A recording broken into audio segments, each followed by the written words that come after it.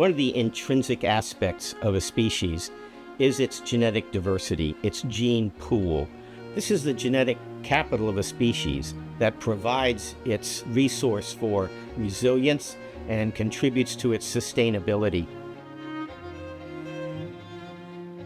The Wildlife Biodiversity Bank of San Diego Zoo Wildlife Alliance has established a rich repository for cells and tissues that have enriched our understanding of nature.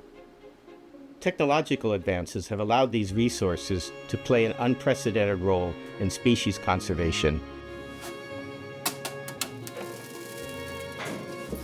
The Frozen Zoo is the largest, most diverse collection of its kind, and it contains fibroblast skin cells and gametes from over 11,000 individuals, representing 1,300 species and subspecies. Having a collection like this is important because we're banking the genetic diversity of all these different individuals, and this genetic diversity would otherwise be lost when the individual dies. In the future, we can draw on this to help wildlife conservation. One of our successes is cloning of the Przewalski's horse. We've had 2 foals produced. Kurt was produced from cells that were banked in the 1980s, but we've also produced a rhino calf through artificial insemination. When the Frozen Zoo was initially founded, we didn't fully understand the value of these samples. And now, along with artificial insemination and cloning, the possibilities are beyond our imagination. Animals are not our only area of study at the San Diego Zoo Wildlife Biodiversity Bank. We're also working extensively learning how to biobank plants in more ways. Plants are a little different from animals in the way they're biobanked. Seeds are actually incredible nuggets of extinction prevention. They're entire organisms that are pre-adapted to be biobanked and to be saved until conditions are right for their recovery. Our native plant gene bank holds over 68 million seeds from over 150,000 plants. These resources can form the basis of ecosystem restoration and rare plant population reintroductions throughout the county of San Diego. While most of our existing collections in the native plant gene bank are orthodox seeds, we are working on a new frontier of technology for biobanking plants to cryopreserve oak and orchid species.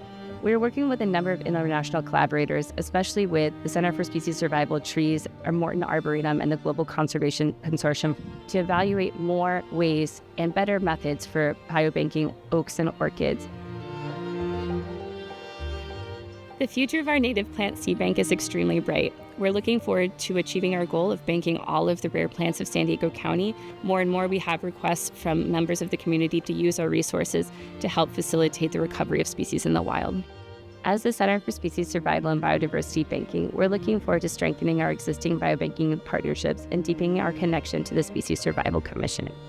For example, we're looking forward to expanding the model of the California Plant Rescue, with whom we're working with 10 botanic gardens and the Center for Plant Conservation to coordinate the banking of all of the rare plant species in California in a distributed model across many institutions.